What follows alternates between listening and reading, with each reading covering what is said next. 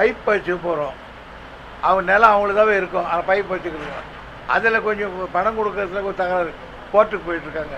எதுக்கு எடுத்தாலும் போகணுன்னு ஒரு ஸ்டே வாங்கிடுறாங்க. அது வெக்கேட் பண்ணுறதுக்கு மாத கணக்கில் வருஷக்கணக்கு ஆகி போகுது. Otherwise every thing is okay.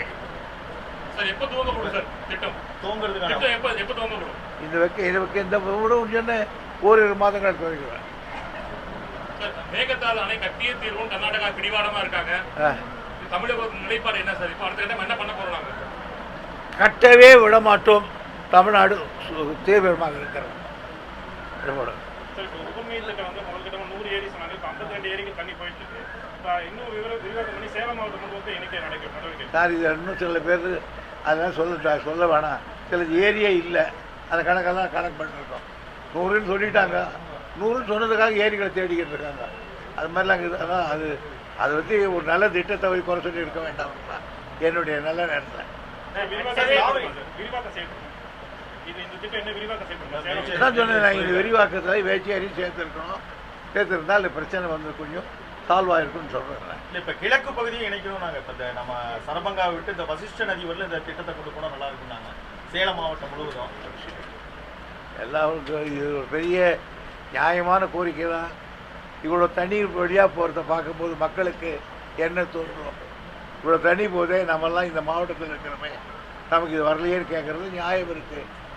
ஆகையினால் அந்த தருமபுரி மாவட்டத்தில் குடிநீருக்கும் பாசனத்துக்கும் உரிய வகையில் திருப்பணும்னு சட்டமன்றத்தில் கூட உறுப்பினர்கள் கேட்டிருக்காங்க. அதை இந்த ஆண்டு முதலமைச்சர் அது குறித்து ஒரு ஆய்வில் இருக்கிறது. நான் ஃபியூசிபிள் ரிப்போர்ட் கொடுத்தேன்னா அதுக்கப்புறம் டிஸ்கஷன் வரும். மேகதாதுல அணை கட்ட விட மாட்டோம் நீங்கள் ஸ்ட்ராங்காக சொல்கிறீங்க. ஆனால் உபரி நீரை சேர்க்கறதுக்கு எந்த திட்டமும் தமிழகத்தில் இல்லை, அதுக்காக தான் நாங்கள் கட்டுறோம்னு சொல்கிறோன்னு அவர் முதலமைச்சர் சொல்கிறாரு.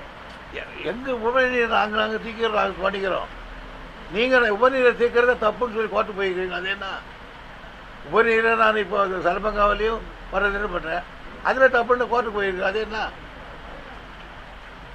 உபரிநீரை தீர்க்கிறதுக்கு ஒரு சட்டம் இடம் இல்லைன்ற இடம் தான் காமிச்சாக்கா கோர்ட்டுக்கு போயிருக்கேன். இப்போ இந்த இதை பொறுத்தவரை ஒன்றிய அரசுடைய இது எப்படி இருக்குங்க சார் உங்களுக்கு சப்போர்ட்? எதுக்கு இந்த காவிரி ஒன்றிய அரசோட ஒத்துழைப்பு எந்த அளவுக்கு இருக்குது தமிழகத்துக்கு? எனக்கு ஐயப்பாட்டுக்குரியதாக இருக்கு.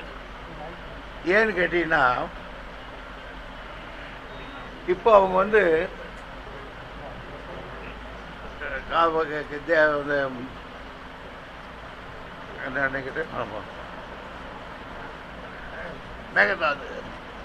மேகதாது கட்டணும்னு அவங்க ஒரு ப்ராஜெக்ட் கொண்டாந்தாங்கன்னா என்ன கண்டிஷன் இருக்குன்னு கேட்டால், கீழே இருக்க ரைப்ரரி ஸ்டேட் அந்த தண்ணி காவிரியினுடைய கடைமடை பகுதியில் இருக்கிற நம்முடைய அப்ரூவல் இருந்தால் தான் அந்த திட்டத்துக்கு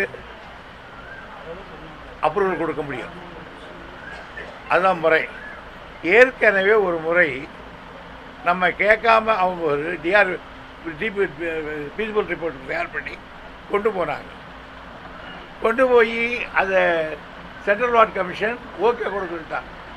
ஆனால் மற்றவங்கெல்லாம் வரலன்னு சொன்னோன்னே அதை எடுத்து போட்டாங்க. நாங்களும் போய் சொன்னோம், அதை கேட்டு போயிட்டாங்க. இப்போ நான் நேற்று முதல் நாள் பார்க்குறேன், இந்த காவேரி வாட்டர் மேனேஜ்மெண்ட் போர்டு இருக்கவங்க நீங்கள் மேகதாது கட்டுறதுக்கு ஒன்றும் நீங்கள் டிபிஆர் ப்ரிப்பேர் பண்ணலான்னு சொல்லியிருக்காங்க. இதுவரை இந்த மாதிரி விவகாரத்துக்கு அவங்க வரமாட்டாங்க. இதை இப்போ டிபிஆர் பண்ணான்னா நேராக சென்ட்ரல் வாட்டர் தான் போகணும். காவேரி வாட்டர் மேனேஜ்மெண்ட்டுக்கு என்ன வேலைன்னா, எனக்கு தண்ணி விட்றலாம் இல்லையான்னு பார்க்குற வேலை. அங்கே டேம் கட்டுறதுனா ஒன்று கொடுக்கறதுக்கு அந்த அதிகாரம் அவனுக்கு கிடையாது. ஏன்னா சுப்ரீம் கோர்ட்டில் இதுக்கு கிடையாது. நடுவர் மன்றத்திலும் சரி சுப்ரீம் கோர்ட்டிலும் சரி மேகதாது என்ற ஒரு வார்த்தை உச்சரிக்கப்படவில்லை. 2 தீர்ப்பில் இதை பற்றி தெரிவிக்கப்படவில்லை. ஆனால் இந்த காவேரி மட்டும் போய் பாரு, தண்ணி கொடுக்குற வேலையை பாடுறான்னா இந்த வேலைக்கு அனுப்பிச்சிருக்கான். ஆகையினால் எனக்கு சந்தேகமாக இருக்கிறது, இது மத்திய சர்க்காருடைய தூண்டுதலாக இருக்குமா என்று. அப்போ இது தமிழகத்துக்கு ஒரு எதிரான நிலைப்பாடாக இருக்குமா? ஆமாம், ஆம், ஆம், ஆம். இந்த துறையில் ரொம்ப சீனியர் நீங்கள், இதில் உங்களுக்கு தெரியாத விஷயம், இந்த துறையில் ரொம்ப சீனியர் நீங்கள், நிறைய விஷயங்கள் சொல்லுது. உபரி நீர் எப்போ முழுமையா மக்களுக்கு போய் சேர்க்க முடியுமா? இந்த உபரி நீரை முழுமையா மக்களுக்கு போய் சேர்க்க முடியுமா? அந்த மாதிரி திட்டங்கள் ஏதாவது சேர்க்கணும் சார். எண்ணங்கள் இருக்கலாம், ஆனால் அதுக்கான நிதி ஆதாரங்கள் இருக்கு. இது ஒரே ஒரு திட்டமாக இருந்தால் சர்க்காருடைய நிதி பூரா இது பண்ணிடலாம். ஆகையினால அதெல்லாம் எண்ணங்கள், நிதி ஆதாரங்கள், சூழ்நிலைகள் இவையெல்லாம் பார்த்து தான் செய்ய வேண்டியிருக்கு.